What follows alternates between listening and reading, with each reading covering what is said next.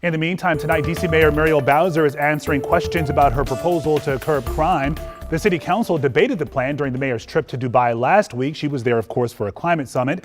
Now you see there, she is back home, and there's a push to combine the mayor's crime bill with 3 others. Tonight, our Delia Gonzalez is at the Wilson Building to explain why the council chairman says it will likely pass, but more needs to be done. Mayor Bowser says some actions by the D.C. Council during the pandemic is why we are here today. She says that criminals are not being held accountable. The police budget was slashed, she says. Now the mayor believes the 3 crime bills before the council will get the city back on track. COVID in our crime crisis. We spent 3 years disrupting our ecosystem. And it's really out of whack. Mayor Muriel Bowser saying the pandemic put a strain on our safety systems. Violence is skyrocketing. The murder rate, the highest we've seen in 2 decades. That's why she says her Act Now legislation aims to put the pieces back together. It won't be a single thing, but I will tell you every time that I see gaps in our law I believe are making us unsafe.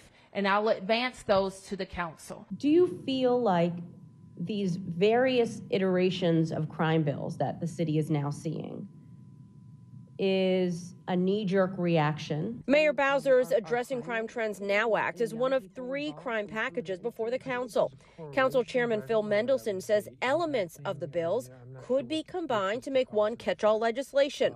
But the mayor's proposal, he says, misses the mark. The legislation that the mayor introduced actually deals very little, if at all, with what's top of mind for residents, which is homicides and carjackings and robberies. The Act Now legislation calls for changes to police policy around car chases, neck restraints, and it would give officers the ability to view their body-worn camera footage before writing an incident report.